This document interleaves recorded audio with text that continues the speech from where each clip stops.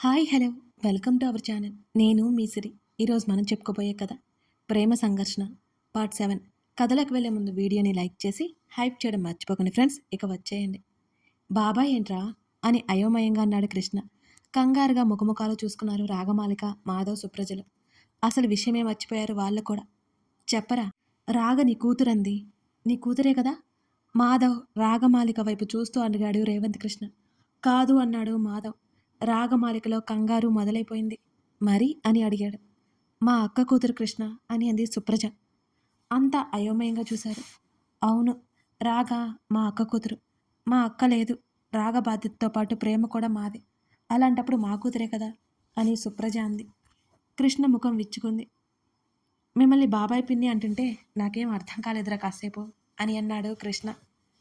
గట్టిగా ఊపిరి తీసుకుని వదిలింది రాగమాలిక. ఇంకేంట్రా సంగతులు అని అడిగాడు మాధవ్. అందరూ అలాగే చూస్తుంటే ఇద్దరు భుజాల మీద చేతులు వేసుకుని ముందుకు నడిచారు.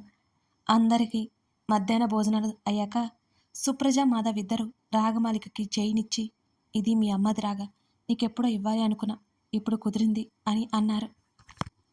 ఆ చైన్ని మెడలో వేసుకుని ప్రేమగా తడిమి లాకెట్కి ముద్ది ఇచ్చింది. ఆర్ అని చెక్కబడి ఉంది. పాతకాలం నాటి దానిలా ఉంది ఆ లాకెట్, ఆ చైన్. హ్యాపీ బర్త్డే తల్లి అనగానే ఇద్దరిని హత్తుకుని, మీకు గుర్తులేదనుకున్నాను అని అంది ముఖం ముడుచుకుని. మేమొచ్చింది నీ పుట్టినరోజనే కదరా అని రాగనుదిరిన ముద్దు పెట్టుకుంది సుప్రజ. రాగమాలిక నవ్వింది. పుట్టినరోజని అందరికీ తెలిసి శుభాకాంక్షలు తెలిపారు. విరజ, రఘురామయ్య తప్ప వినేతకి రాగమాలిక నచ్చేసింది. విరజ ఒకవైపు పొడుస్తున్నా పట్టించుకోలేదు. అంకుల్ ముఖం పక్కకి పెట్టుకుంటున్నా కృష్ణని పిలిచింది. ఈ అంకుల్ అంటే నీకు ఏమాత్రం ఇష్టం లేదు. పుట్టినరోజని నాకు మాట మాత్రమే అనలేదు అని అన్నాడు కృష్ణ. సారీ అంకుల్ అని అంది రాగ. కృష్ణ నువ్వు ఉండరా, అప్పుడే అక్కడికి వచ్చిన జానకమ్మ, ఇదిగో తల్లి పొంగలి నీకోసమే చేశాను తిను అని రాగమాలికకి ప్లేట్ ఇచ్చి కృష్ణకి మరొక ప్లేట్ ఇచ్చింది. అమ్మ బాగా చేస్తుంది ఈ పొంగలి తింటూ రాగమాలికకి చెప్పాడు. మా అమ్మ కూడా చాలా రుచిగా ఉండేది. చిప్పిల్లిన కన్నీటిని తుడుచుకుంటూ అంది రాగ. ఊరుకో తల్లి అని రాగమాలికని సముదాయించే ప్రయత్నం చేసింది జానకమ్మ. రాగమాలికని పరీక్షగా చూశాడు కృష్ణ.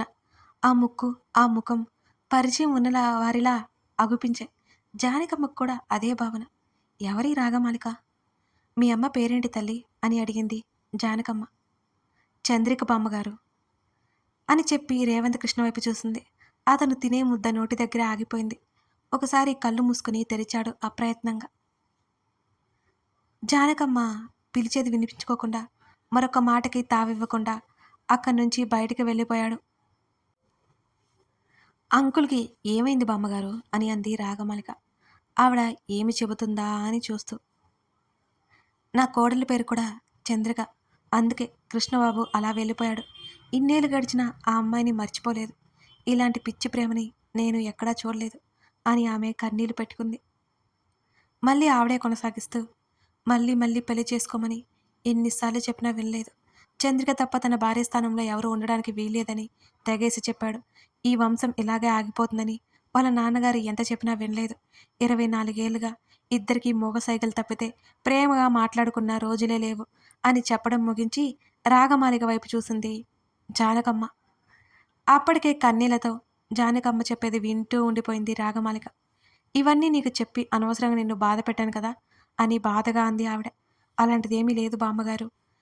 అంతటి గొప్ప ప్రేమ గురించి మీరు చెబుతుంటే ఏదో తెలియని బాధ మనసుని చుట్టేసింది అని చెప్పింది రాగ. కాసేపు జానకమ్మతో మాట్లాడి తన గదిలోకి వెళ్ళిపోయింది రాగమాలిక. ఆ రోజు మాధవ్, కృష్ణలకి మాటలకి సరిపోలేదు సమయం. చీకటి ఊరిని కమ్ముకుంది. పల్లె నిద్రకి ఉపక్రమించింది. మెడికల్ క్యాంపు పనులు 2 రోజులుగా బాగా జరిగాయి. ఫ్రెండ్స్తో చెప్పి సుప్రజ, మాధవ్ దగ్గరికి వెళ్ళింది రాగమాలిక. సుప్రజ ఒడిలో తల పెట్టుకుని పడుకుంది. రాగా, ఎందుకు తల్లి అలా ఉంది అని అడిగాడు మాధవ్. అమ్మా నాన్న గురించి తెలుసుకోవాలని ఉంది బాబాయ్ అని అంది రాగా. సరే, అయినా ఇప్పుడేనా? వాళ్ళతో పాటు మీ ప్రేమ కథ కూడా పనిలో పనిగా చెప్పేయండి అని నవ్వింది రాగమాలిక. రాగమాలిక తల నిమురుతూ నవ్వుకుంది సుప్రజ.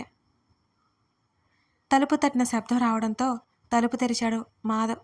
ఎదురుగా ఉన్న నందుని చూసి, ప్రద్యు నువ్వా, రారా అన్నాడు మాధవ్ లోపలికి దారి ఇస్తూ. నేను లేకుండానే అన్నీ తెలుసుకుంటున్నావా?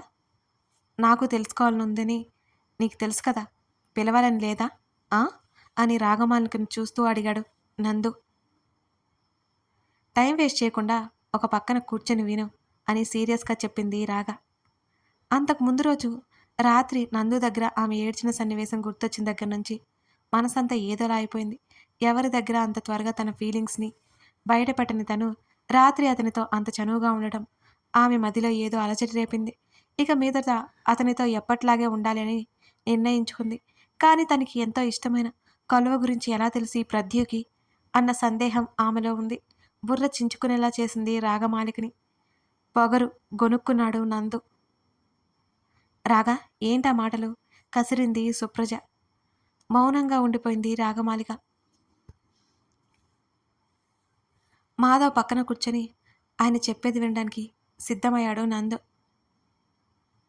ఒకసారి నందు వైపు చూసి మాధవ్ వైపుకి తల తిప్పింది. దొంగ చూపులకేం తక్కువ లేదు అని ఆమెనే చూశాడు నందు. అతని చూపులు గమనిస్తున్నా సరే ఏమీ పడ్డనట్టు మిన్నుకుండిపోయింది రాగమాలిక. వాళ్ళిద్దరినీ ఒక కంట కనిపెడుతూ నవ్వుకుంది సుప్రజ. మాధవ్ చెప్పడం మొదలుపెట్టాడు. నెలరాజు అందంగా నవ్వుతున్నాడు. పౌర్ణమి రోజులు కావడంతో ఆరు బయట నవ్వారు మంచం వేయించుకున్నాడు. మాధవ్ సుప్రజలు రావడం ఎంతో సంతోషంగా ఉంది. ఎంతమంది ఉన్నా తన ప్రియమైన భార్యమణిని ఈ వేళప్పుడు ఒంటరిగా తలుచుకోకుండా ఉండలేకపోయేవాడు కృష్ణ. వెన్నెలను కురిపించే చంద్రుని చూస్తూ తన చంద్రిక జ్ఞాపకాల్లోకి మునిగిపోయాడు రేవంత్ కృష్ణ. ఇప్పుడు అందరూ గతం గుర్తు చేసుకుంటున్నారు, మీరు కూడా వచ్చేయండి. అస్సలు మిస్ అవ్వకండి, సూపర్ లవ్ స్టోరీ మిస్ అయిపోతారు. పిల్లతెమ్మల సెకండ్లో అరసెకను పాట అలా వీచిందోసారి. దోబూచులాడే అల్లరిగాల్ని అనుసరించింది అతని చూపు. లేలేత కుసుమాలను ముద్దు చేస్తూ తన పెదవులతో వాటిని స్పృశించిందామె. అంత అదృష్టం తమకి దక్కినందుకు అవి విచ్చుకున్నాయి, మురిసిపోసాగాయి. ఆమె పెదవులు మధువులు తనకి చేరలేదని ఆ పువ్వుల మీద అసూయ కలిగింది అతనికి. చిరుకోపంగా చూడసాగాడు. వాటి వైపు అవి వెక్కిరించినట్టుగా అతని వైపోసారి చూసి ముఖం తిప్పుకున్నాయి. అవ్వా ఇవి తీసుకో. పూలు అమ్ముకునే ఆవిడ చేతిలో డబ్బులు పెట్టి ముద్దబంతుల మధ్య ఉన్న కుంకుమ రంగు మందారం చేతిలోకి తీసుకుని నిమిరి తన వాలు జడలో పెట్టుకుంది. గర్వంగా మెరిసి ఆమె నల్లటి కురుల్లో ఉంది ఆ మందారం. హృదయం మీద చేతిని పెట్టుకుని నవ్వుకుంటూ ఆమెనే చూస్తున్నాడు రేవంత్ కృష్ణ. ఆ ఊరి ఆడపిల్లలంతా ఎడ్ల బండి కట్టించుకొని అందులో వెళ్తే మగపిల్లలు సైకిళ్ళ మీద 5 కిలోమీటర్ల దూరంలో ఉన్న టౌన్కి బయలుదేరతారు. అయితే రేవంత్ కృష్ణ ఎంతో ఇష్టంగా రఘురామయ్యని అడిగి మరీ కొనిచ్చుకున్నాడు రాయల్ మోటార్ బైక్. దాని మీద సీతాపురం నుంచి రామచంద్రపురం వెళ్ళి అక్కడ మాధవ్ని ఎక్కించుకుని ఇద్దరూ కాలేజీకి వెళ్ళేవారు. అలా ఆ రోజు కూడా బయలుదేరాడు. భారంగా గడిపిన ఆ వేసవి సెలవుల తర్వాత ఆమెను అప్పుడే చూశాడు రేవంత్ కృష్ణ. ఎడారిలో ఒయాసిస్ కనిపించినంత సంతోషం అతనిలో. ఎడ్లబండి రావడానికి ఇంకా సమయం ఉండడంతో స్నేహితురాల్లో కూర్చుని కబుర్లు చెబుతూ ఉంది ఆమె. ఆమె పనులని దూరం నుంచి దాదాపు అరగంట పాటు గమనిస్తూనే ఉన్నాడు రేవంత్ కృష్ణ. ఆమె నవ్వినప్పుడు చుట్టూ సంగతి కూడా మర్చిపోతూ చూస్తున్నాడు ఆమెనే. రే కృష్ణ వెళ్దామా? అక్కడికి వచ్చాడు మాధవ్. కాసేపు ఆగి వెళ్దాం అని చెప్పాడు కృష్ణ. ఎందుకురా అని అడిగాడు. తర్వాత వివరంగా చెప్తానులే, కాసేపు నన్ను కదిలించుకో. బండి మీద కూర్చొని ముందుకు వాలి మోచేతి మీద తల పెట్టుకొని ఆమెనే చూస్తూ కూర్చున్నాడు అతను కూడా. ఏమైంది వీడికి అనుకుని కృష్ణ చూసిన వైపు చూశాడు మాధవ్. అక్కడ ఉన్న అందరూ అమ్మాయిలు కావడంతో ఆశ్చర్యంగా కృష్ణ వైపు చూశాడు మాధవ్. శ్రీకృష్ణ లీలలు చూపించేలా ఉన్నాడే అనుకున్నాడు లోపలే.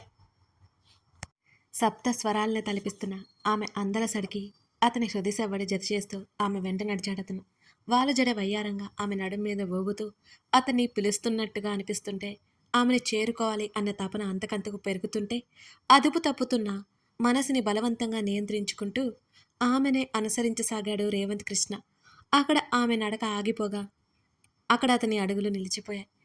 ఆమె వెనక్కి తిరుగుతుంది అనుకునేలోపు పక్కనే ఉన్న చెట్టు వెనకాలకి చేరిపోయాడు. వెనక్కి తిరిగిన ఆమె కాటుక కన్నులు అటు ఇటు తిప్పుతూ చుట్టూ పరికించసాగింది. నిర్ధారణకొచ్చి 4 అడుగులు ముందుకు వేసింది ఆమె. అప్పుడు చుట్టూ గమనించాడు రేవంత్ కృష్ణ. ఊరి చివర స్థలం అది. విద్యార్థులందరూ ఉన్న చోటు నుంచి కాస్త పక్కకు వస్తే కనిపిస్తుంది ఒక చెరువు. అప్పుడు అక్కడే ఉన్నారు ఇరువురు. ముందుకు పడిన ముంగుర్లను చెవి వెనక్కి సుతారంగా తోస్తూ కొంచెం ముందుకు వంగి చెరువులో ఏం వెతుకుతుందో అర్థం కాలేదు అతనికి. ఆమె ఏమి చేస్తుందో తెలుసుకోవడానికి మెల్లిగా ముందుకు అడుగులు వేసుకుంటూ ఆమె వెనక్కి చేరి ఆమెని చూశాడు రేవంత్.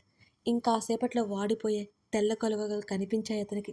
వాటిని అందుకోవాలని తాపత్రయం ఆమెలో. ఎంతకీ అవి అందకపోవడంతో ముఖం వేలాడదీసుకుని వెనక్కి తిరిగింది. రేవంత్ కృష్ణ కనబడగానే తన ప్రమేయం లేకుండా పెద్దమైన మీనాల్లాంటి తన నేత్రాలతో అతన్ని చూస్తుండిపోయింది ఆమె. బాలబాణుడి కిరణాలు భూమి మీద ప్రతాపం పెంచిన వేళ అతని ముఖం మరింత ప్రకాశవంతంగా వెలిగిపోతుంటేనే తన ప్రియసఖిని చూసుకుంటున్న అతని మనసు మురిసి ముఖం వెలిగింది అనేది అక్షర సత్యం కాబోలు.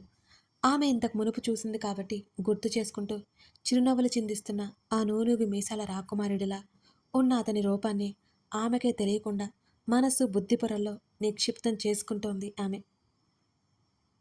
మీరు మీరు అంతా అనగలిగింది. ఎలా ఉన్నావు? ఒక్క పరిచయానికే అతను ఏకవచనంతో పిలుస్తుంటే బహుదాశ్చర్యం కలిగింది ఆమెలో. నిన్నే కళ్ళు పెద్దవి చేసి చూస్తున్న ఆమె ముఖం ముందు చేతులాడిస్తూ పిలిచాడు రేవంత్ కృష్ణ. హా అంది. కలువ కావాలా అని అడిగాడు. అవును కాదన్నట్టు తల అన్ని దిశలుగా తిప్పసాగింది. ఆమె వైపు చూసి చిరుదరహాసం చేసి కలువల కొనలలో దిగి వడలిన కలువలను తెప్పించి ఆమె ముందర ఉంచాడు రేవంత్. ఆమె నిశ్చలంగా ఉండి అతను చేసే పనిని చూస్తుండటంతో తీసుకో అని ఆమె చేతిలో పెట్టాడు రేవంత్. అయ్యో కలువని అతి సుకుమారమైన తన మునివేలతో రాస్తూ ఇలా అయిపోయావేం అని చిన్నబుచ్చుకున్న ముఖంతో అడిగింది. సూర్యుడు వచ్చేశాడుగా, అలాగే ఉంటాను అన్నాడతను. వెంటనే తల ఎత్తి అతన్ని చూసింది. ఆమె వాలు చూపులు అతని గుండెల్లో మెత్తడి శరములై గుచ్చుకుంటుంటే అవి మాట్లాడలేవు కదా, నేనే సమాధానమిచ్చాను అని ఆమెతో అన్నాడు రేవంత్. అతని సమాధానానికి వస్తున్న నవ్వుని బలవంతంగా ఆపుకొని అతను ఒకసారి చూసి మౌనంగా ముందుకు నడిచింది ఆవిడ. ఓయ్ అమ్మాయి అనే పిలుపు వినిపించి ఆమె పాదాలను కదలను అని మొరాయించాయి. ఆమె ముందుకు వచ్చి అలా వెళ్ళిపోతే ఎలా, తమరి నామధేయం ఏమిటో సెలవివ్వగలరు అని నాటకీయంగా పలికాడు రేవంత్. అనవసర విషయాలు తెలుసుకోకూడదట అని అంది ఆమె వినయంగా. నాకు అవసరమే, ఎందుకో చెబితే నువ్వు పరుగులు పెడతావులే గాని నీ పేరేంటి అని అడిగాడు రేవంత్. చెప్పకుండా కనుక్కోగలరా అని అంది కారుకు కన్నులు మాత్రమే ఎత్తి చూస్తూ. పాక్షిక సూచన ఇచ్చి చూడు, తక్షణమే చెప్పేస్తా అని అన్నాడు రేవంత్. 2 క్షణాలు ఆలోచించి అమృత తరంగిని నేను ఆమెనే చూస్తున్న అతనికి చెప్పి ముందుకు తిరిగింది. ఆలోపే తుంటరి చిరుగాలి ఆమె ఓనీ కొంగిని అతని ముఖానికి చేరవేసి ముసిముసి నవ్వులు నవ్వుకుంది. ఆమె వస్త్రం నుండి వచ్చిన గంధపు గాలి అతని నాసికమునకు చేరి అతని మనసుని మరింత ఆహ్లాదంగా మార్చేసింది. 100 మీటర్ల దూరంలో ఉన్న ఆమెను చూసి నవ్వుకుంటూ చంద్రిక అతని స్వరాన్ని ఆమెకు చేరవేశాడు. ఆశ్చర్యం ఎక్కువగా చేరిపోయి వెనక్కి తిరిగి తన మీనాలాంటి అక్షాలను విశాలాక్షాలుగా మలచి మరీ అతన్నే చూస్తుండిపోయింది చంద్రిక.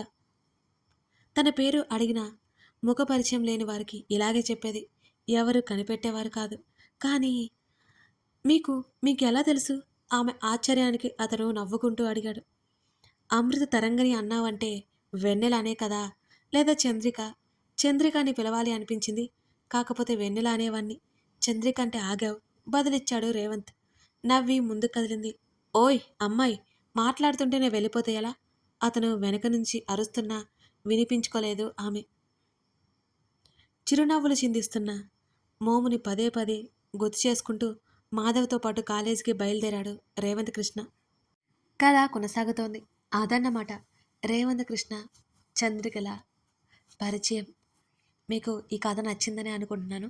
మిమ్మల్ని కొత్త లోకాలకు మాత్రం తీసుకెళ్తుంది. మీ అందరితో ఒక ముఖ్యమైన విషయం చెప్పాలి. నేను ఈ విషయాన్ని రోజు చెప్తున్నాను. ఏంటబ్బా ఈ పిల్ల ఇది రోజు చెప్తుంది అనుకోకండి, ప్లీజ్ వినండి. అయితే యూట్యూబ్లో కొన్ని కఠినమైన నియమాలు ఉంటాయి. వాటిని ఎప్పుడు మనం క్రాస్ చేయలేదు. యూట్యూబ్ నిబంధనలకి అనుగుణంగానే మనం స్టోరీస్ని ఇస్తున్నాం. అయితే ఒక్కొక్కసారి అనుకోకుండా ఏవైనా సమస్యలు రావచ్చు. అందుకోసం మనకి మీరు నేను ఎప్పటికీ కలిసి ఉండేలా, మన కథలు మీరు చదివేలా, నా అప్డేట్స్ మీకు తెలిసేలా మనకి మరో ఛానల్ కూడా ఉందండి. అది సిరి డైరీస్. మీరు వెంటనే ఆ ఛానల్‌ని సబ్స్క్రైబ్ చేసుకోండి. మర్చిపోకండి. రోజు చెప్తున్నాను ఎందుకా అని ఒక్క క్షణం ఆలోచించండి. తప్పకుండా సిరి డైరీస్‌ని సబ్స్క్రైబ్ చేసుకోండి. ఆ స్టోరీకి, ఛానల్‌కి గల లింక్స్ డిస్క్రిప్షన్‌తో ఉంటాయి. అలాగే మన ప్రొఫైల్‌లో కూడా సిరి డైరీస్ అని మీకు కనిపిస్తూనే ఉంటుంది కాస్త కిందకొస్తే. తప్పకుండా చూడండి. చూస్తారు కదూ! Thank you.